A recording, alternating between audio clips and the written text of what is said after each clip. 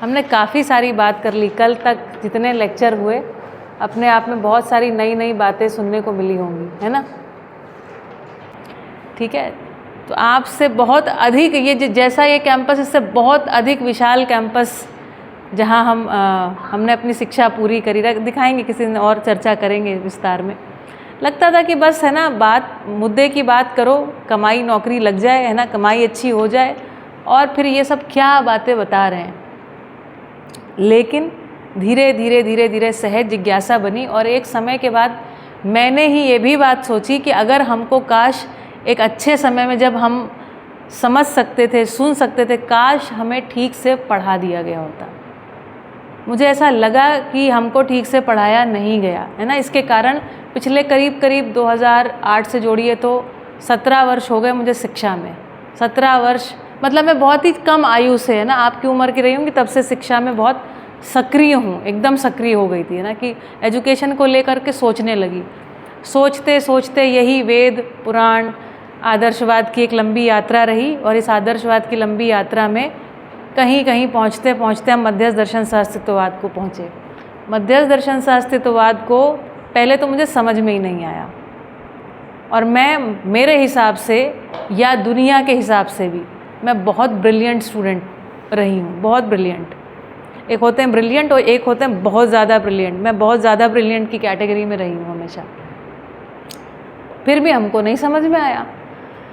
लेकिन अब ब्रिलियंट लोगों का एक और गुण होता है, वो हार नहीं मानते हैं ना, सर फोड़ने की एक अभ्यास रहता है, उसको समझ के रहते हैं। तो करते करते करते करते एक दिन 2023 में मुझे लगा कि मुझे बात पकड़ में आ गई। क्यों पकड़ में आ गई? क्योंकि मैं बताती हूँ मुझे क्यों नहीं पकड़ में आई। पहले मुझे इसलिए नहीं पकड़ में आई क्योंकि मेरी पूरी ज़िंदगी का एक अभ्यास था अपने बारे में सोचने का। इसको बोलते हैं व्यक्तिवादी अभ्यास। व्यक्तिवादी अभ्यास मतलब इसमें मेरे लिए क्या है, इससे मेरा भला कैसे होगा, मुझे कितना पैसा मिलेगा, मुझे मज़ा आएगा कि नहीं आएगा, मुझे मज़ा आ रहा है कि नहीं आ रहा है।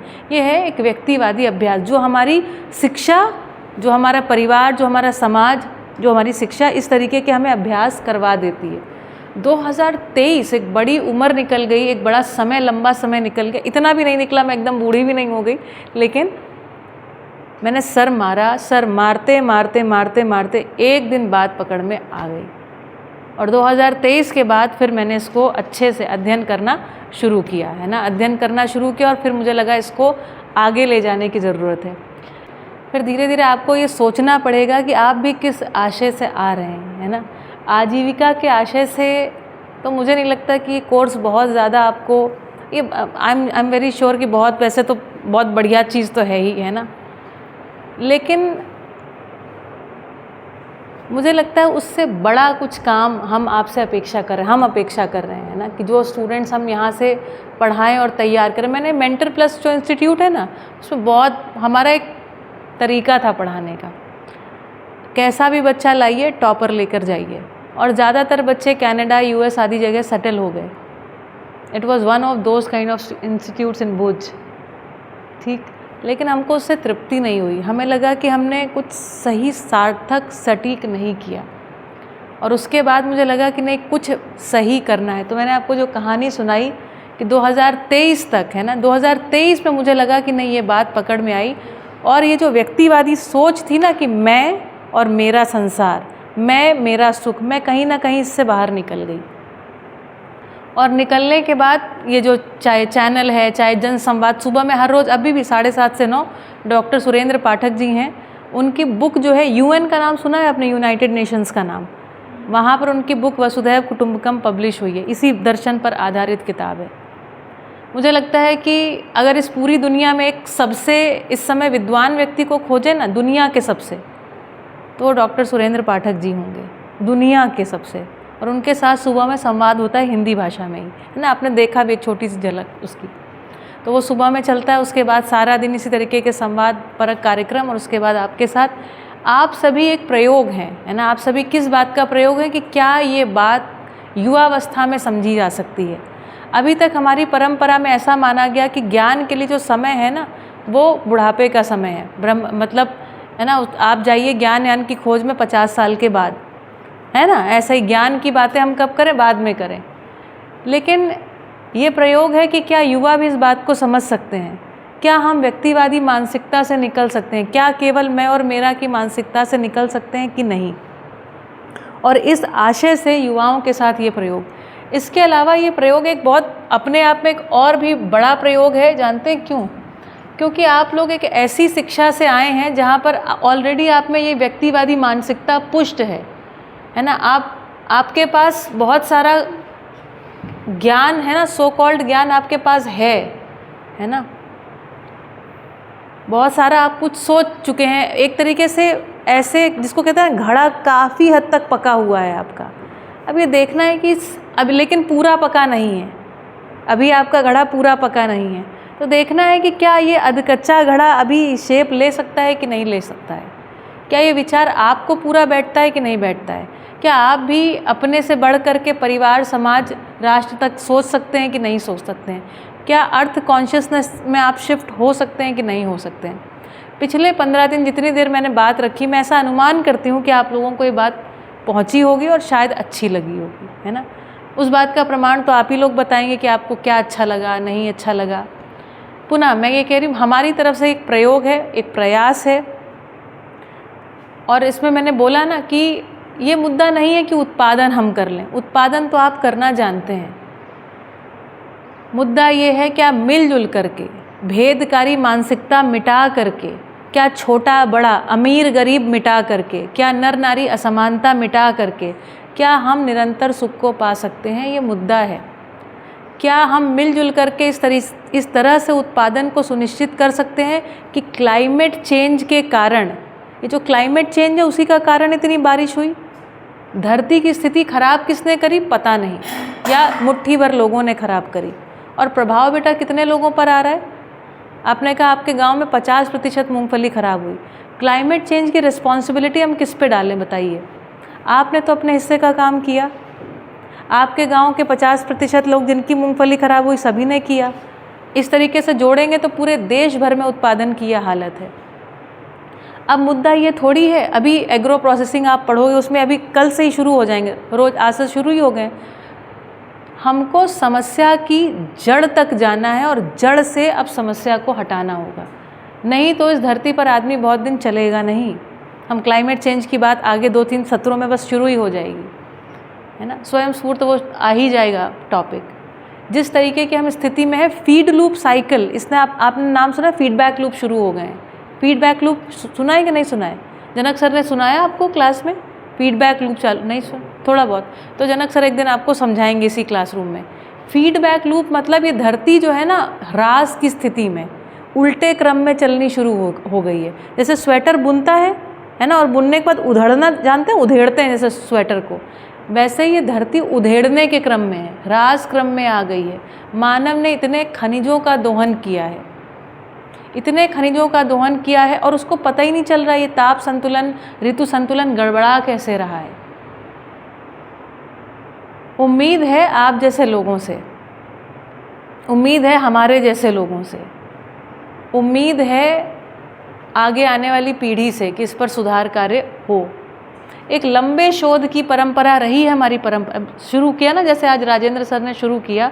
आप कल्पना तो करिए कहाँ आदमी जंगल में और जंगलों से चलते चलते खेती को पहचान लिया होगा जब उसका पेट भरा होगा। पहले तो फल ही खा रहे, फल खाते खाते पेट तो भरता नहीं है। उपवास आपने कभी किया तो होगा, कभी तो उपवास कितना भी फल खाते रहो पेट भरता नहीं, थोड़ी थोड़ी देर में भूख लगती रहती है। तो आदमी जब जंगल से निकला होगा, फल से अनाज को पहचानने की भी एक बड़ी लंबी और बड़ी अच्छी यात्रा उसने करी होगी तय। फल और फिर अनाज, अनाज जब उसको मिला होगा, पेट उसका भरा होगा, तब उसके पास थोड़ा खाली समय रहा होगा, जब जीव जानवरों से उनके भय से मुक्त हुआ होगा ना, जब गांव बसा लिया होगा। गांव बसने के बाद थोड़ा स्थिति जब ठीक ठाक हुई होगी, तब आदमी ने सोचना शुरू किया होगा। भारत अपने आप में एक महान क्षेत्र है, लेकिन इसका ये मतलब नहीं कि हम स्वयं श्रेष्ठता के अहंकार से ग्रसित हो जाएं कि हमारे जैसा तो कोई नहीं, ऐसा नहीं है। पूरी मानव जाति ने सोचा है, सबने सोचा, लेकिन उसमें भारत एक ऐसा अद्भुत क्षेत्र रहा जहाँ पर 6 प्रकार की ऋतुएं, न जाने कितने प्रकार के अनाज, इनके होने के फलस्वरूप आदमी का पेट भरा। जब आदमी का पेट भर गया, आहार, आवास, अलंकार, दूरदर्शन मतलब वो पहिए की खोज तो हो गई थी, बैलगाड़ी वगैरह चला लिया, घोड़ा गाड़ी चला लिया। इस समय में जब लोग फ्री हुए तो उनको लगा, जब सोचे थे कि रोटी कपड़ा मकान पेट भर जाएगा तो तृप्ति हो जाएगी, लेकिन वो तृप्ति नहीं हुई। मतलब आज से 2500 5000 साल पहले जो हमारे ऋषि मुनि हैं वो इस कंक्लूजन पे पहुंच गए कि हम मात्र शरीर नहीं हैं। ये अपने आप में अद्भुत है, गौरव के योग्य बात है। हम इस पर गौरव कर सकते हैं, लेकिन इस पे अहंकार करने की कोई आवश्यकता नहीं है। गौरव है हमको इस बात का, है ना। तो हमको ये बहुत गौरव है कि हम मानव जाति इस जगह पर पहुंची जहाँ पर उसने कहा कि भाई ये महत्वपूर्ण है कि जो सुख की चाहत हम में है वो मात्र शरीर की जो सामान्य आकांक्षाएं थी उसके पूर्ति होने से नहीं हुई। देखिए, अगर आप पीछे थोड़ा और लौटेंगे तो पता चलेगा आपको महावीर और बुद्ध के बारे में। जिस समय में वो थे राजा राजकुमार आदि, उस समय उनके घर में सबसे ज़्यादा, उस समय के तो अंबानी थे वो लोग, है ना। तो सब कुछ होते हुए भी क्या निष्कर्ष निकाल रहे हैं कि इसमें सुख नहीं है। एक निष्कर्ष को पाए, ये अद्भुत है अपने आप में। जिनके पास सब कुछ हुआ तो जितना सोचे थे, तो सोचा था कि शरीर की जो आवश्यकता है ना, इसको पूरा करने के बाद शरीर की आवश्यकता और तरह तरह के विविध प्रकार के भोग करने के बाद वैरायटी ना उनके पास, जैसे अपने पास अभी 2-4 गाड़ियाँ रहती हैं, उन्होंने भी 8-10 प्रकार के रथ वगैरह बना लिए होंगे, सोने से मढ़ लिए होंगे, है ना। यही सब तो चल रहा है। दुबई में अभी जो राजा है वो गोल्ड से अपनी गाड़ी मढ़ ले रहा है, ऐसे ही पहले भी रथ गोल्ड से मढ़ लिए। भोगों की सारी वस्तुएं प्राप्त कर लेने के बाद, सुंदर से सुंदर रानी राजकुमारी प्राप्त कर लेने के बाद, कई सारी संतानें प्राप्त कर लेने के बाद एक निर्णय, एक निष्कर्ष निकाल रहे हैं महावीर, बुद्ध और इस प्रकार से बहुत सारे लोग। हमारे इतिहास को देखना जरूरी है।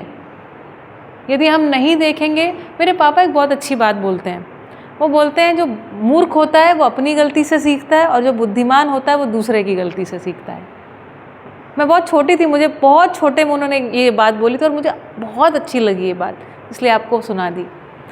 और मुझे लगा ये बात सही है, और इसके कारण से मुझे लगा आज तक मानव परंपरा में या हमारी पीढ़ी में लोगों ने क्या क्या करके देखा है और उसके बाद क्या निष्कर्ष निकाला है। हमको वही गलतियां रिपीट करने की ज़रूरत नहीं है। तो निष्कर्षों को साथ लेकर चलने से हम बहुत जल्दी आगे बढ़ जाते हैं, बजाय कि इसी लाइफ टाइम में सारी गलतियां हम स्वयं करें। ठीक है, तो शरीर की आवश्यकता पूरी होने के बाद, भोग की सारी वस्तुएं जमा कर लेने के बाद, है ना, बहुत सारी सेना आदि बना लेने के बाद, बहुत सारे युद्ध लड़ लेने के बाद, आपको अशोका द ग्रेट की कहानी पता होगी, है ना। अशोक ने कहा हिंसा ठीक चीज़ नहीं है। जब कितना रक्तपात हुआ कलिंग के युद्ध में, और अंत में उसने क्या निष्कर्ष निकाला कि हिंसा बढ़िया चीज़ नहीं है ना। बुद्ध का अनुयायी हो गया, बौद्ध धर्म को फैलाने में उसने मदद किया, जितना मेरी जानकारी है। तो इसका मतलब है हमारे पूर्वज जब पेट भर गया उसके बाद उन्होंने तरह तरह की कुछ निष्कर्ष निकाले कि ये पूरा हो जाने के बाद अभी तृप्ति हुई नहीं है।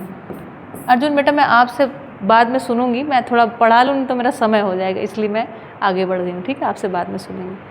तो ये सब होने के बावजूद जिस तृप्ति की इच्छा थी, है ना, जिस तृप्ति पूर्वक हम जीना चाहते थे, कहीं ना कहीं वो हुई नहीं है। ये निष्कर्ष हमारी परंपरा मतलब भारतवर्ष में करीब 2500 से 5000 साल पहले से ये निष्कर्ष निकलने लग गए।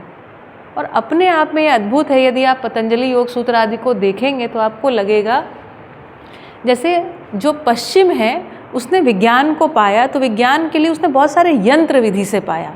उसने इलेक्ट्रोस्कोप बनाया, माइक्रोस्कोप बनाया, टेलीस्कोप बनाया, इस प्रकार के बहुत सारे यंत्र बनाए और यंत्रों से संसार को समझने का प्रयास किया, है ना। तो एक वो भी पश्चिमी सभ्यता या वहाँ के जो लोग थे उन्होंने यंत्र विधि से संसार को समझने का प्रयास किया।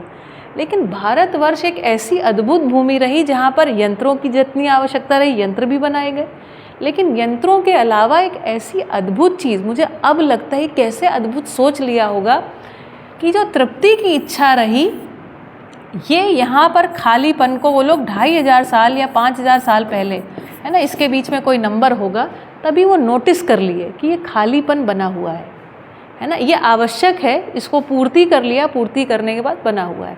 इस खालीपन को नोटिस किए, जिन लोगों ने इस चीज़ को नोटिस किया उन्हीं को हम कह रहे हैं ऋषि मुनि। आज ऋ शब्द का कुछ मतलब बता रहे थे ना राजेंद्र सर, क्या बताया था? नहीं, ऋत का मतलब होता है ऋषि, वो बताएंगे आगे, मैं भूल गई उन्होंने क्या बताया, लेकिन ऋ का मतलब बहुत अच्छा कुछ बताया। ऋग्वेद ऐसा ऋचा में कुछ बता रहे थे ना, ऋ में क्या बोला, स्किप कर गए, मेरे ध्यान से अभी उतर रहा है। ऋ मतलब सत्य तो नहीं ना? नहीं, हाँ भाई सुन नहीं रहे, हाँ ठीक है, तो ऋषि मुनि आदि, चलिए खैर कोई बात नहीं, ठीक है। तो इनको हमने ऋषि मुनि कहा। ये ऋषि मुनि मूलतः जानते हैं क्या है? एक प्रकार के वैज्ञानिक हैं। आज आपके लिए एक शब्द बोल रहे थे, अन्वेषिकी, अन्वेषण करना। अन्वेषण मतलब बेसिकली क्या करना? रिसर्च करना। तो ये जो ऋषि मुनि हम जिनको बोल रहे हैं ना, ये सत्य के खोजी बेसिकली रिसर्चर्स हैं। और जो बच्चे आज पूछ रहे थे ये हमको क्यों पढ़ा रही है, इसलिए पढ़ा रहे हैं क्योंकि सत्य के खोज की परंपरा है। आज उन्होंने बताया आपको भारत, भा मतलब कल्याण और रत मतलब लगा हुआ। तो भारत ने अपनी आइडेंटिटी को जानते हैं कैसे पहचाना? सर्व के कल्याण के लिए। सर्व के कल्याण के लिए जो रिसर्च जहाँ पर होती है उसको भारत, ऐसा शब्द, कितना अद्भुत। क्योंकि ये सारी आवश्यकताएं सभी लोगों की जब पूरी हो गई, वो एक समय ऐसा रहा जहाँ पर ये बात प्रकट हो गई। भारत में अपने आप ही नियति सहज ये प्रकटन हुआ कि तृप्ति अभी हुई नहीं है। इस खालीपन को महसूस किया और रिसर्च करना शुरू किए। तो यंत्र आदि जो रहे वो तो ठीक है, जो बनाए होंगे उससे जो पाए होंगे, लेकिन यहाँ पर एक अद्भुत परंपरा आई। ये जो मौन हो जाए ना वो मुनि, सत्य को खोजे वो ऋषि। ये आपको आगे शायद को पढ़ाएं, हो सकता है राजेंद्र सर। तो ये मौन विधि से है ना, मौन या साधना विधि से सत्य को खोजना, इस प्रकार का प्रयोग और कहीं देखने को नहीं मिलता है। और साधना विधि में एक घटना जिसको हम कह रहे हैं समाधि आदि, है ना, समाधि, ऐसी एक स्थिति को पा लेना और उसके बाद है ना किसी सत्य का उद्घाटन, या जो भी उनको समझ में आया उसको यहाँ पर कुछ उद्घाटित किए, है ना, कुछ जो समझ में आया, जो भी समाधि, मैं ना यहाँ लिख नहीं सकती हूँ क्योंकि लिखूंगी तो मध्यास दर्शन के हिसाब से गलत हो जाएगा ये। तो समाधि के बाद एक आउटकम आया, है ना, जिसको उन्होंने प्रतिपादित किया, आउटकम लिख देते हैं, फलन। तो अलग अलग पद्धतियों से लोग इस स्थिति को प्राप्त किए, कोई किए नहीं कि हम नहीं कह सकते, लेकिन कुछ एक स्थिति को प्राप्त किए। इस प्रकार से बहुत प्रकार के दर्शन निकले। दर्शन मतलब इन्होंने जैसा दुनिया को देखा, जैसा देखा, तो किसी ने, है ना, इसी आधार पर हमारे पास बौद्ध दर्शन आया, इसी आधार मतलब इन्हीं विधियों से जैन दर्शन मतलब साधना विधियों से दर्शन आया। हमारी जो अंग्रेजी में शब्द जो फिलॉसॉफी है ना, और इंडियन जो वर्ड दर्शन है, एक ही नहीं है। मतलब इन्होंने कुछ देखा, कुछ समझा, उसको बताया। तो ये बुद्ध ने जो देखा उसको बौद्ध दर्शन, महावीर ने देखा उसको जैन दर्शन, है ना। इसी प्रकार से हमारे पास द्वैत, अद्वैत, है ना, इस तरीके के कुछ एक सिद्धांत हैं। हो सकता है आपको पढ़ाए जाएं, वो पढ़ाएंगे आपको राजेंद्र सर, है ना। मैं सिर्फ ऐसा बता रही हूँ, मैं इसलिए बता रही हूँ क्योंकि हम भी एक दर्शन के आधार पर चल रहे हैं, है ना। तो इस तरीके से ये लोग देखते गए। और ये लोग ऐसा क्यों रिसर्चर्स कर रहे थे? हम ये जो रिसर्चर्स हैं ये आगे क्यों बढ़ते हैं, रिसर्च स्कॉलर्स। जैसे मान लीजिए जब हमारे पास मान लीजिए वेद दर्शन रहा, वेद रहा, उसके बावजूद भी बुद्ध उससे तृप्त नहीं हुए। वेद तो रहे ना पहले से, बहुत पहले से, तो बुद्ध को लेकिन वो ठीक नहीं लगा, महावीर को ठीक नहीं लगा। तो इन लोगों ने जा कर के स्वयं किसी एक समाधि, कैवल्य, है ना, बुद्धत्व, ऐसी किसी स्थिति को वो प्राप्त हुए। प्राप्त होने के बाद उनको जो समझ में आया, उसको उन्होंने अपना दर्शन कहा। मेरी बात पकड़ में आ रही है? ये जानना आपके लिए ज़रूरी है। ये जब जानोगे तो समझ में आएगा। इसी क्रम में क्या होता है कि जब ये बौद्ध, जैन और अलग अलग प्रकार के दर्शन जब हैं, भारतीय दर्शन जिसको हम कह रहे हैं, इन दर्शनों में बहुत कुछ लिखा हुआ था। अब मैं आपको थोड़ी नागराज जी की कहानी सुना देती हूँ, ठीक है? तो श्री ए नागराज जी कौन हैं? आपने शंकराचार्य जी का नाम सुना, अद्वैत वेदांती। श्री ए नागराज जी उनके परिवार परंपरा या उनकी परंपरा के हैं, मतलब उनके वंशज एक तरीके से कह लीजिए, समझे? तो शंकराचार्य तो 2-2.5 हज़ार साल पहले हुए और उन्होंने अपना प्रतिपादित किया, और उसके बाद एक लंबे समय तक पीढ़ी दर पीढ़ी, पीढ़ी दर पीढ़ी, पीढ़ी दर पीढ़ी इस तरीके से चलते रहे। और आपको ये पता होगा शंकराचार्य कोई एक व्यक्ति नहीं है, शंकराचार्य गद्दी हो गई उसके बाद, है ना? अभी भी जैसे अलग अलग जगह के 4 शंकराचार्य हैं, है ना? जहाँ 4 गद्दियाँ हैं, ठीक।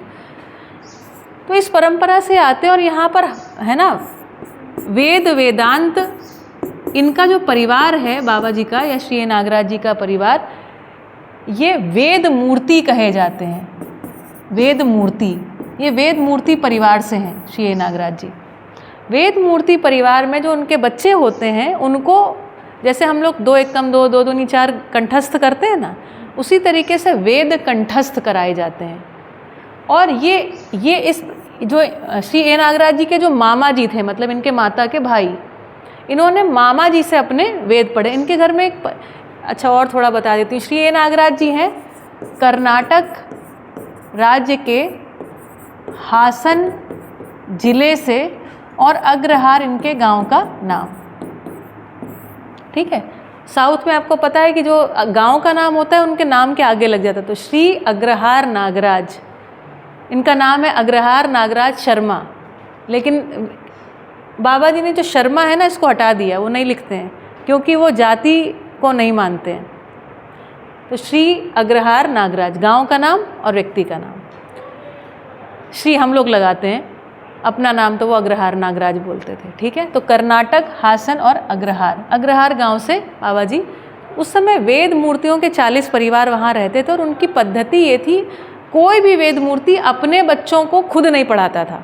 मतलब हमारे घर का बच्चा सामने वाले घर में पढ़ने जाएगा, उनके घर का बच्चा कहीं और, उस घर का बच्चा हमारे घर में, क्योंकि अपने माँ बाप से कई बार बच्चे ठीक से पढ़ते नहीं, है ना? ये तभी भी चल रहा होगा।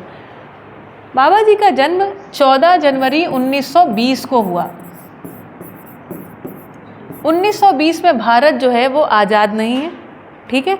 1920 में इनका जन्म हुआ, और मतलब करीब करीब 1945 के आसपास जब ये 25 वर्ष के हुए तो वेद आदि में पारंगत हो गए। इनके जो मामा जी रहे, बाबा जी के जो मामा जी थे, जो इससे पहले शंकराचार्य थे, जो अभी भी कुछ समय पहले ख़त्म हुए, क्या नाम था उनका? नाम याद है आपको? मुझे याद आएगा तो देखिए मैं बताती हूँ आपको, ठीक है? उनको उन्हीं ने तैयार किया था। हाँ, याद आ गया मुझे, श्री चंद्रशेखर भारती। अभी कुछ समय हुआ, करीब करीब 100 वर्ष की आयु में उनका शरीर शांत हुआ है। चंद्रशेखर भारती। कहानियों को और प्रश्नों को जानना बहुत ज़रूरी है कि कहाँ से वो प्रश्न निकल रहा है और कहाँ वो उत्तर मिल रहा है। तो बाबा जी के जो मामा जी हैं, बाबा जी के जो गुरु हैं, उन्होंने ही श्री चंद्रशेखर भारती, जो कि अभी इससे पूर्व तक शंकराचार्य रहे, उनको तैयार किया, ठीक है? शंकराचार्य की गद्दी पर बैठे आप, और ये समाधि प्राप्त साधक रहे, स्वयं समाधि प्राप्त रहे। जितना मेरी जानकारी में मैं उतना बता रही हूँ, स्वयं समाधि प्राप्त रहे। श्री नागराज जी बाबा जी अपने मामा जी के सामने 25 वर्ष की आयु का एक लड़का, आपकी उम्र के 23-24 साल की उम्र रही होगी, ज़्यादा नहीं उम्र रही, लेकिन आप लोग कितने होंगे? 20 साल के करीब होंगे, 20-21 साल। आपकी उम्र का एक लड़का, आप कल्पना कीजिए, है ना? इस उम्र में वो ये पूछ रहे हैं, अपने मामा जी से पूछ रहे हैं, आपको क्या लगता है, हमको वेद समझ में आ गया है? तो उनके मामा जी बोले, हाँ समझ में आ गया है। तो अपने मामा जी से बोलते हैं कि ये बात को आप 3 बार बोलो, क्या आपको समझ में आ गया? आप हमारा टेस्ट लो। पहले उनको बोले आप हमारा टेस्ट लो, तो टेस्ट लिया, ठीक है, पास हो गए। अभी बोले क्या आपको लग रहा है हमको समझ में? हाँ, 3 बार बोल दिए। उसके बाद कहते हैं ठीक है, अगर हमको समझ में आ गया कि हम ठीक समझें, आप टीचर से पूछ रहे हैं, ठीक है। और वो टीचर कौन है? जो शंकराचार्य तैयार किया है जिसने ऑलरेडी, है ना। अब हम आपसे कुछ प्रश्न पूछते हैं, ठीक। तो पहला प्रश्न पूछ रहे हैं, ब्रह्म सत्यम जगत मिथ्या,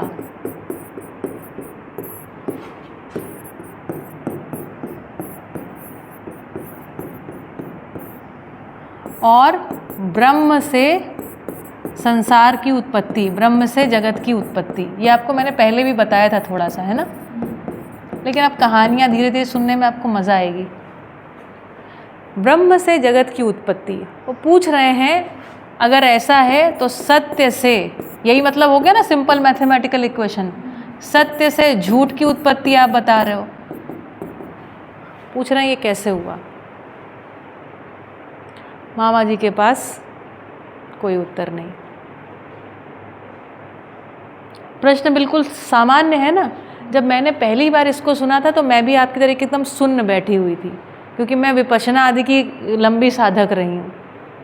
मुझे ये लग रहा था मुझे भी तो ये बात पता थी, मैंने भी कुछ पढ़ा है, मेरे मन में प्रश्न क्यों नहीं उठा?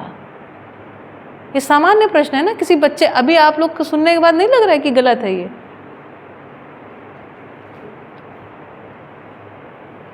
मैं तो चौंक गई थी कि इन्होंने पूछ कैसे लिया, हम नहीं पूछ पाए थे क्योंकि, और इसको नोट करा कि इसमें कुछ गड़बड़ है। अभी जो गड़बड़ है इसको नोट किया और इस तरीके से आगे, है ना। उसके बाद और बोला, और उसमें उन्होंने 4-5 प्रश्न पूछे हैं ना। तो ब्रह्म ही बंधन व मोक्ष का कारण कैसे? बंधन व मोक्ष का कारण कैसे?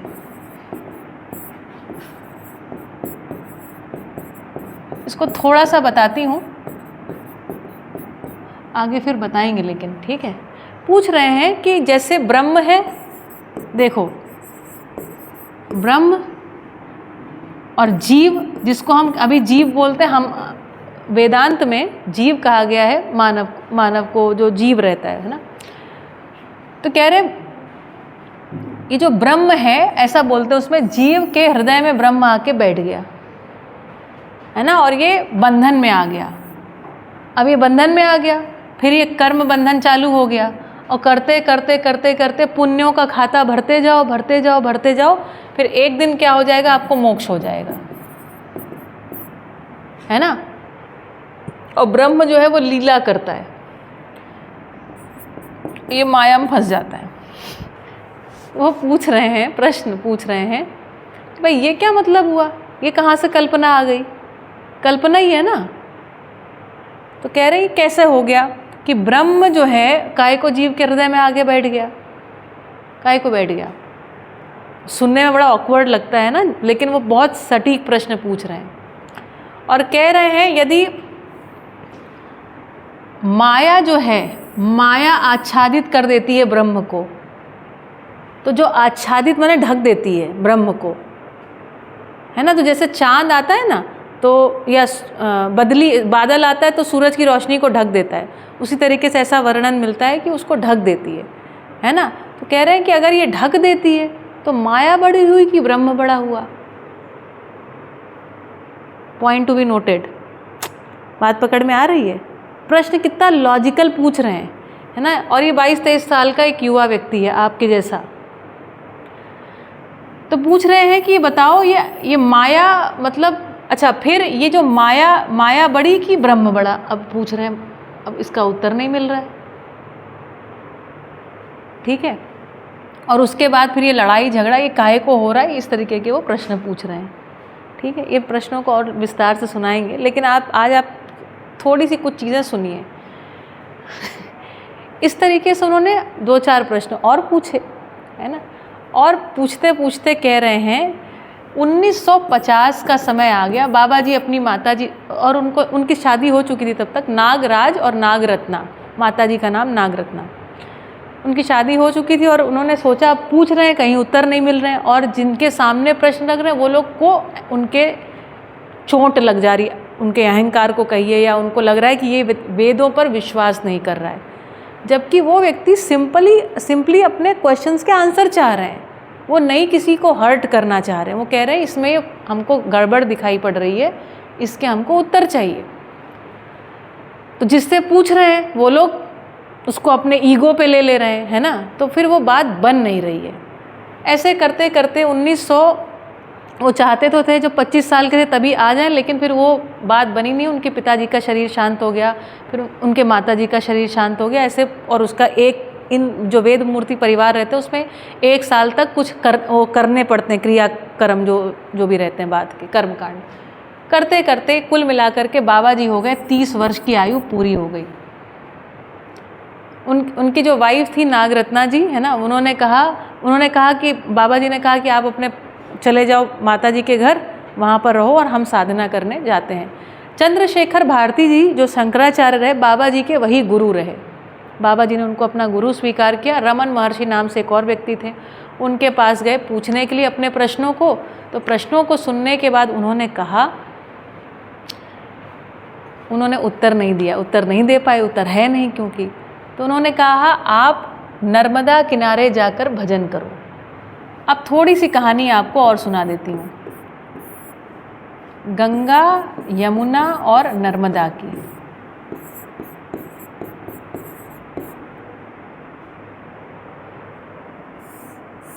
यमुना का मेरे दिमाग से स्किप हो गया, मैं कल बताऊंगी, ठीक है।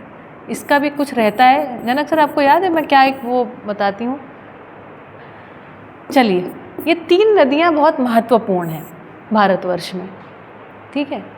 तो जब भी कोई नया दर्शन आना होता है, नया दर्शन मतलब कुछ रिसर्च वर्क करना होता है, तो हमारी परंपरा में ऐसा कहा जाता है नर्मदा किनारे वो काम होगा। जब भी किसी दर्शन का लोक व्यापीकरण करना होता है तो गंगा किनारे वो काम होगा। यमुना का मेरे दिमाग से स्किप हो रहा है, अभी आएगा तो बता दूँ। आज मैं बहुत थकी हुई हूँ तो मुझे चीज़ें लेट से याद आ रही हैं, है ना। तो जब भी किसी चीज़ का प्रचार प्रसार करना हो, है ना, तो गंगा किनारे जैसे कानपुर गंगा किनारे बसा है, बनारस गंगा किनारे बसा है, ऐसे बहुत, है ना। लोक व्यापीकरण, तो लोक व्यापीकरण के लिए गंगा किनारे बोला जाता है। और नर्मदा किनारे जो है कोई भी नई खोज हो तो इस तरीके से आदेश हुआ, रमन महर्षि ने कहा कि आप नर्मदा किनारे जाकर भजन करो। अब उसके बाद वो साधना में लीन हो गए, समाधि में लीन हो गए। अब वो बाबा जी 2-3 दिन तक इंतज़ार करते रहे, उन्होंने आंखें नहीं खोली, है ना। तो उन्होंने सोचा अब कहाँ जाएं, अब पूछने से कोई फ़ायदा नहीं है। उन्होंने कहा नर्मदा जहाँ से उद्गम होती है, नर्मदा उद्गम होती है अमरकंटक से और समाप्त होती है गुजरात में। ये भी आप बड़े संयोग की बात है, ठीक है। तो उन्होंने कहा अब जहाँ से शुरू होती वहीं चले चलते हैं। बाबा जी के घर के बिल्कुल बाजू में अमरकंटक निकलती है, और अमरकंटक एक मात्र ऐसी नदी है, मैं अभी 3-4 साल पहले गई थी, देख के आई। ऐसे पेड़ हैं और पहाड़, जैसे बिल्कुल कूलर का जैसे पानी नहीं टप टप टप टप गिरता है, वैसी वो नदी है। वहाँ से शुरू होती है, बूंद बूंद बूंद बूंद गिरती है, और उसके बाद धीरे धीरे बहुत सारी धाराएं मिलते मिलते मिलते मिलते नर्मदा इतनी बड़ी हो जाती है। बूंद बूंद गिरती हुई नदी है, हाँ, पहाड़ पर। तो ये अमरकंटक, इस तरीके से बाबा जी सन 1 जनवरी 1950, है ना, अभी इनके 30 साल पूरे होने में 15 दिन बाकी, 14 तारीख का बर्थडे है ना बाबा जी का। 30 साल का एक युवा व्यक्ति अमरकंटक पहुंचा अपनी पत्नी सहित, और उन्होंने साधना किया। साधना करते हुए 1950 से 1960, अब ये 10 साल उनको लगा केवल अपनी साधना को स्थिर करने में। आसान नहीं है ना ध्यान में जाना और स्थिरता को पाना। तो बाबा जी ऐसे बोलते हैं 1960 में मेरी साधना में प्रौढ़ता आई, मतलब मैं जितनी देर ध्यान चाहता था लगा पाता था। और उसके बाद 1960 के कई वर्ष बाद, है ना, 1968 के आसपास शायद होगा, समाधि की स्थिति को प्राप्त हुए। आश्वासन मिला था कि समाधि में ज्ञान होगा, तो घंटों घंटों समाधि में बैठे रहते थे। और ये प्रश्न है ना कि ब्रह्म से मिथ्या कैसे पैदा हुआ, इसका कोई उत्तर उनको मिला नहीं। लेकिन साथ ही जो शरीर की संवेदनाएं जो परेशान करती थी वो सब शांत हो गई। ठीक है। तो एक समय पर समाधि की स्थिति को पाए, ये बेटा आसान चीज़ नहीं है और ये अद्भुत चीज़ है कि भारतीय शोध परंपरा में ये घटना हुई उनके साथ। प्रश्नों के उत्तर नहीं मिले हैं और प्रश्नों के उत्तर नहीं मिलने के बाद उन्होंने सोचा अब हम ये कैसे जांचें कि हमको समाधि हुई है। तो पतंजलि योग सूत्र में एक विधि लिखी हुई है, उस विधि को धारणा, ध्यान, समाधि है ना, इन तीनों को एक साथ करने से संयम नाम की घटना घटती है और संयम की जब क्रिया करते हैं तो सिद्धियां प्राप्त होती हैं। कंठ पर यदि संयम कर लिया तो प्यास से मुक्ति, है ना, नाभि पर कर लिया तो भूख से मुक्ति, इस तरीके की चीज़ें होती हैं। बाबा जी को सिद्धियां नहीं चाहिए थी, उन्हें अपने प्रश्नों के उत्तर चाहिए थे। तो उन्होंने अपने स्वविवेक से आकाश तत्व, अब आकाश तत्व जिसको हम कह रहे हैं खाली स्थान, ये खाली स्थान ऊर्जा स्वरूप है, बाबा जी को इसी कारण से क्लिक हो गया। जो कि परंपरा में ये बात तो स्पष्ट तो बता ही नहीं पा रहे हैं आप लोगों को। ईश्वर, ब्रह्म, पारगामी, पारदर्शी, अखंड, व्यापक, ये सब तो सुने हुए शब्द थे, पर ये बात क्लिक नहीं हो रही है कि खाली स्थान जो है ये ऊर्जा स्वरूप है, ये नहीं क्लिक हो रही है। तो उन्होंने आकाश तत्व पर संयम किया, आकाश तत्व पर संयम की क्रिया की, मतलब धारणा, ध्यान, समाधि को, उसमें एक क्रम को उन्होंने थोड़ा सा उलट दिया। क्रम को उल्टा, जैसे ही उल्टा तो वो ऐसा कहते हैं, जब हमने आकाश तत्व पर संयम किया, मतलब इस खाली स्थान पर संयम किया और खाली स्थान में इकाइयाँ जो है उनको दिखने लगी, तो उनको क्या स्पष्ट होता है, व्यापक और इकाई का सहअस्तित्व है।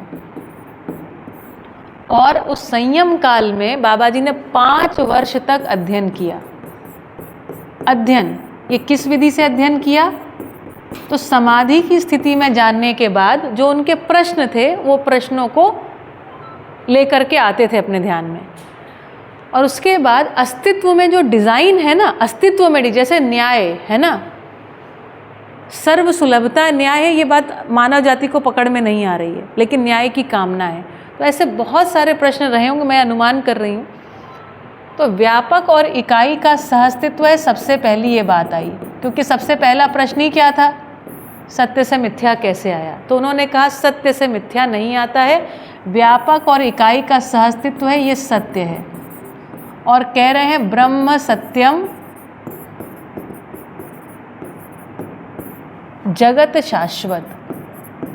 जगत मतलब ये जो जगत बना है ये परमाणु अंशों से परमाणु, अणु, यौगिक रचना आदि इस विधि से बना है, और ये जो परमाणु अंश हैं ये कभी खत्म ना होने वाली इकाई हैं।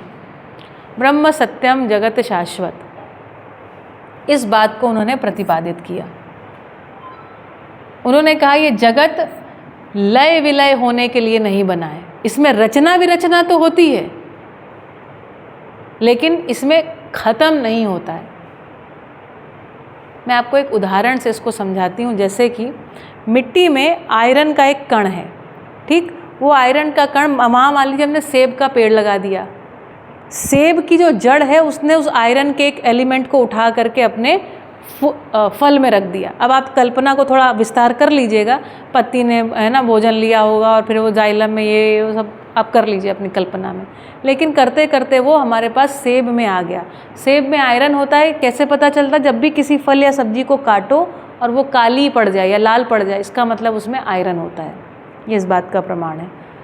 तो पता है सेब में आयरन होता है। तो आयरन के वो कण सेब में पहुंच गए, कहाँ से, धरती से पहुंच गए, और उसके बाद हमने उसको खाया पिया, धीरे धीरे हमारा शरीर पुष्ट हुआ। हमारे जो ब्लड होता है उसमें हीमोग्लोबिन जिसको बोलते हैं, हीमो शब्द का मतलब होता है आयरन, हीमोग्लोबिन, हीमो मतलब आयरन, ठीक है। तो आयरन जो होता है वो हमारी कैसे जनक इसको बोलेंगे कि वो ऑक्सीजन का कैरियर होता है, राइट। तो जो ऑक्सीजन हम लेते हैं ना, तो खून में पहुंचाने वाले वो हीमोग्लोबिन होते हैं, हीमोग्लोबिन के कण होते हैं। तो वो जा करके लोहा का तत्व जो ज़मीन में था वो पहुंचा सेब में, और सेब से हमारे पेट में पच करके हमारे खून में, और फिर श्वास लेने में उसने भागीदारी को निर्वाह किया।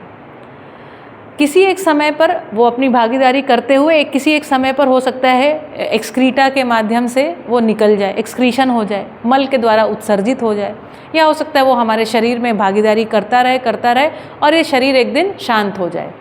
शांत हो जाएगा तो मान लीजिए अगर इसको दफना दिया गया तो ये पुनः कहाँ चला गया? मिट्टी में, और ये फिर से क्या हो गई? खाद हो गई। फिर से वहाँ पर कोई पेड़ लगा, मान लीजिए पालक लगाया, और फिर पालक की जड़ ने क्या किया? उस लोहे के तत्व को उठाया, और इस तरीके से ये क्रम चलता रहता है। तो क्या देखा? ब्रह्म सत्यम जगत शाश्वत। और क्या देखा? ये जो पूरी धरती है इसमें एक आवर्तनशीलता बनी हुई है, आवर्तनशीलता। और उन्होंने कहा अस्तित्व स्थिर है, और मानव जो है वो देखने वाला है, मानव दृष्टा पद में है, और मानव एक दिन अपनी आंखें खोलेगा और देखेगा। इसको कह रहे हैं जागृति, देख लेगा। क्यों? क्योंकि मानव तो रिसर्च कर ही रहा है। जागृति निश्चित है। अभी तक हम क्या समझते रहे हैं? अभी तक हम समझते रहे हैं कि ये कभी भी लय विलय हो सकता है, कभी भी नाश हो सकता है। पहली बार ऐसी बात आई नहीं, ब्रह्म सत्यम जगत शाश्वत। जो फ्लॉ, जो फंडामेंटल एरर वहाँ हो रही, जिसके कारण से भय आ रहा है मानव में, जो भय मानव को स्वीकार नहीं है, उसका खोज करके लाए और कहा ब्रह्म सत्यम जगत शाश्वत। और फिर कह रहे हैं अस्तित्व स्थिर है, मतलब जितना लोहा इस अस्तित्व में है वो आवर्तनशीलता में है, वो एक साइक्लिसिटी में है ना।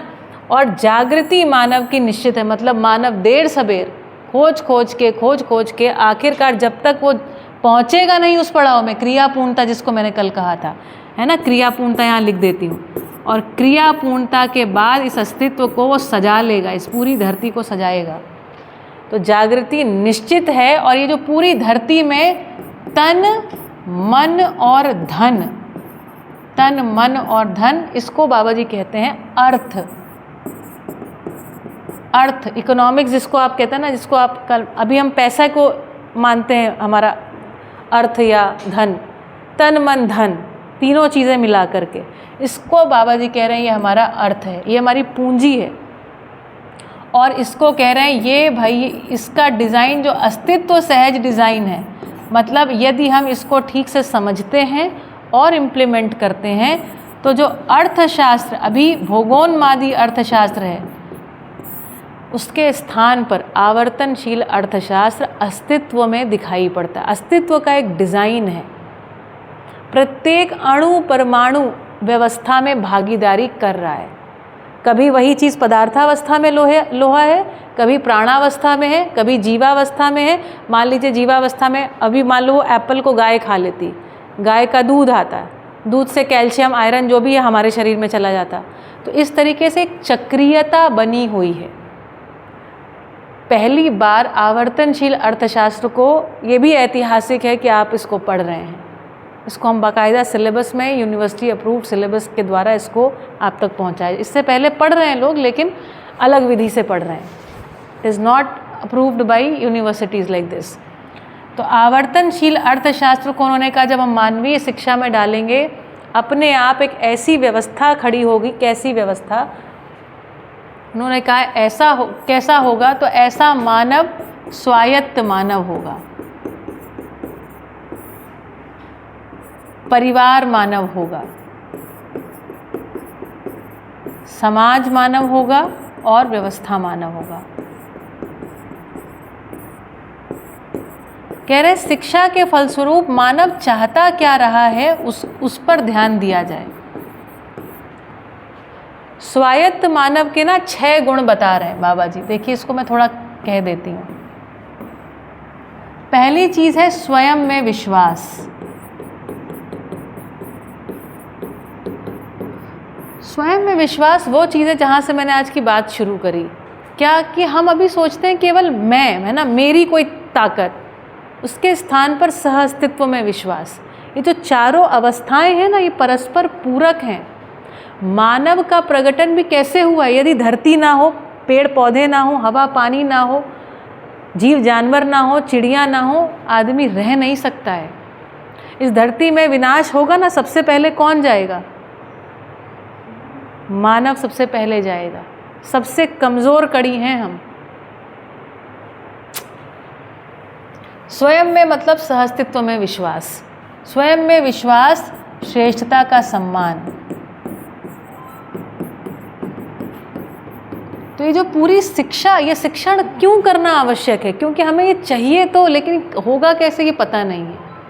श्रेष्ठता क्या चीज़ है, सम्मान क्या चीज़ है, ये सब अभी हम इस पर चर्चा और करेंगे।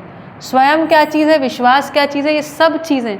अभी मैं आपसे पूछूं स्वयं मतलब क्या, तो आप बता नहीं पाएंगे। विश्वास मतलब क्या, आप नहीं बता पाएंगे। ये अरूपात्मक अस्तित्व है। जब आप विश्वास के बारे में सोचते हैं, आपके दिमाग में कोई भी चित्रण नहीं बनता सीधा, ये आपको चिंतन क्षेत्र में समझ में आएगा। आपको इसके बारे में चिंतन करना पड़ेगा, सोच विचार करके निष्कर्ष पे आना होगा। श्रेष्ठता का सम्मान, प्रतिभा, प्रतिभा मतलब समझदारी और व्यक्तित्व, मतलब समझदारी और व्यक्तित्व में संतुलन, मतलब जैसा समझे हैं वैसा हम जी पाएँ। केवल बड़ी बड़ी बातें करने की बात नहीं कर रही हूँ मैं, वैसा हम जी पाएँ। अभी हमारी कल्पना में आदर्शवादी, हाँ सच बोलना चाहिए, लेकिन झूठ बोले बिना तो काम चलता ही नहीं है। अभी हम ऐसा द्वंद्व में जीते हैं, उलझन में जीते हैं, सच बोलें कि झूठ बोलें, करें क्या आखिरकार? झूठ बोल रहे हैं तो पाप पड़ेगा, पाप पड़ेगा तो नरक में जाएंगे। अभी हम ऐसे कहीं उलझे हुए हैं, है ना। तो प्रतिभा और व्यक्तित्व में संतुलन, और उसके बाद व्यवहार में सामाजिक। जब बाबा जी यहाँ पर सामाजिक शब्द का इस्तेमाल कर रहे हैं, इसका मतलब है वो व्यक्ति ऐसा कि जो अन्य किसी को भी पराया महसूस नहीं कराता है, छोटा बड़ा महसूस नहीं कराता है, उसमें ताकत हो। यहाँ से भी हम टूटे हुए हैं। और व्यवसाय में स्वावलंबी, इसको सबसे अंत में रखा है। जानते हैं क्यों अंत में रखा है? क्योंकि एक्चुअली मानव बाय डिफ़ॉल्ट यदि हस्तक्षेप ना करे तो प्रकृति में अपने आप बारिश होती है, अपने आप बीज गिरता है, अपने आप बहुत सारी। एक पेड़ आप लगा दो ना, कोई कोई पेड़ तो 100-100 साल चलते हैं, 50-50 साल चलते हैं, 20-20 साल चलते हैं। मतलब अगर एक बार हम सिस्टम बना दें और उसको हिलाएं नहीं, तभी भी 20-50-100 साल का इंतज़ाम हो जाता है। अगर 2 पीढ़ियाँ काम कर लेना तो अगली आने वाली 7 पीढ़ी बैठ के खा सकती हैं, लेकिन हमको वो करना नहीं आ रहा है। हम वो पीढ़ी दर पीढ़ी कुछ ऐसा काम, जैसे हमने क्लाइमेट चेंज की स्थितियाँ खड़ी कर दी, अब करते रहो, जितना बुआई और जुताई और करते रहो समय पर बारिश नहीं हो रही है, या समय के बिना बारिश हो जा रही है। ये सब समस्याएं बनी हुई हैं। तरह तरह के नए नए प्रकार के कीट पतंगे आते रहते हैं, इस तरीके की बहुत सारी समस्याएं। तो कह रहे, ये पहली बार ऐसी बात कह रहे हैं कि अगर ये बात नहीं होती है तो यहाँ पर आदमी हिलता डुलता रहेगा। ठीक है, तो ऐसा स्वायत्त मानव मतलब इसकी मेंटालिटी में द्वंद्व नहीं हो, कंफ्यूज्ड ना हो। अभी हमारी सारी समस्या क्या है, हम जितनी भी पूरी जनरेशन को तैयार किया, हम सब कंफ्यूज्ड हैं। सच बोलना चाहिए, झूठ बोलने बिना काम नहीं चलता। माँ बाप का सम्मान करो, बाप बढ़ाना भैया सबसे बड़ा रुपया। हम ये सब ऐसा कुछ, हमारा पूरा समाज ऐसा है, हमारी पूरी व्यवस्था में कुछ बड़ा ऊट पटांग है। तो इसके लिए सोचना पड़ेगा। तो स्वायत्त मानव मतलब ये कन्फ्यूजन से कहाँ पर आए, क्लैरिटी पर आए। क्योंकि क्लैरिटी होगी तब तो क्लैरिटी किसी को प्रस्तुत करेगा। क्लियर ही नहीं तो कुछ भी बोलता रहेगा, कभी ये बोलेगा कभी वो बोलेगा। इसको बाबा जी बोलते हैं अवसरवादी हो जाएगा, अपॉर्चुनिस्टिक। अभी यहाँ से तर्क लग रहा है तो वो वाला तर्क लगा लो, फिर वो वाला तर्क लग रहा है तो वो वाला तर्क लगा लो। ऐसा चल रहा है आदमी। इसको बोल रहे हैं अनिश्चित आचरण। हमारी वाणी में अनिश्चितता है, कभी हम कुछ बोल देते हैं, कभी कुछ बोल देते हैं। परिवार मानव मतलब मानव जिन लोगों के साथ रहता है उनके साथ बढ़िया संबंध पूर्वक रहता है, और परिवार व्यवस्था में भागीदारी करने के लिए उसको निपुणता, कुशलता, पांडित्य है। समाज मानव मतलब ये व्यक्ति ऐसा है जो अखंड समाज में भागीदारी करता है। ये सब और विस्तार से करेंगे। व्यवस्था मतलब चारों अवस्था में संतुलन को पहचानता है, उसके हिसाब से इसको जीना आता है, उसके हिसाब से निर्णय ले पाता है। चारों अवस्था में संतुलन, व्यक्ति अगर ऐसा जिएगा कितना बढ़िया इसका आचरण होगा, खुद भी तृप्त होगा, जिसके साथ जिएगा औरों को भी तृप्त करेगा। ये आदमी नहीं होगा बाबा जिसको इसी को बोल रहे हैं देवता। अभी जानते हैं हमने अभी तक परंपरा में देवता के रूप में किसको पहचाना है? हम जिसको जिसको समझ नहीं पाए और जिससे जिससे भय खाए। जैसे बारिश हो गई, पानी से डर गए तो जल देवता, आग से डर गए अग्नि देवता, जंगल से डर गए वन देवता।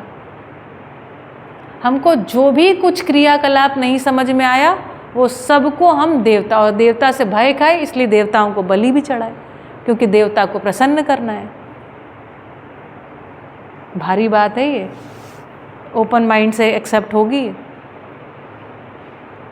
आदमी बहुत सारी चीज़ों को समझा नहीं समझा, रहस्यता को आगे प्रसारित किया, अगली पीढ़ी ने उसको स्वीकार नहीं किया। मेरी बात पकड़ में आई? रहस्य, ये जो मिस्टीरियसनेस जो है, तो अगली पीढ़ी कहती है अरे हम नहीं मानते, क्योंकि मिस्ट्री जो है ना अगली पीढ़ी को स्वीकार नहीं होती। तो श्रद्धेय श्री ए नागराज जी ने पूरी बात को रहस्य से मुक्त कर दिया। ठीक है, 1970 में कहानी का उतना ही है, बस समय हो गया है, मैं भी संकोच कर रही हूँ आगे बोलने में। तो 1970 के से लेकर के 71, 72, 75 तक बाबा जी लगभग अध्ययन किए, समाधि की स्थिति में अध्ययन किया। और वो कहते हैं कि जैसे ये धरती पूरी कैसे बनी इसको मैंने देखा है उस संयम काल में, उसका मैंने अध्ययन किया है। और वो कहते हैं 800 करोड़ आदमी के सारे प्रश्नों के जवाब दे सकता हूँ मैं। आपका कोई भी ऐसा प्रश्न नहीं है जिसका मैं उत्तर नहीं दे सकता हूँ। और एक से एक बड़े बड़े वैज्ञानिकों ने, इंजीनियर्स ने, डॉक्टर्स ने, और जिसने भी जो कुछ पूछा है उसका सबका उत्तर उन्होंने दिया। वैज्ञानिकों ने प्रश्न पूछे, उसका उत्तर दिया। ऐसी ऐसी मिस्ट्रीज जो लोग नहीं सॉल्व कर पा रहे, उत्तर दिया। जैसे जीवन परमाणु स्वरूप में बता दिया उन्होंने, ये है आत्मा, ये रही।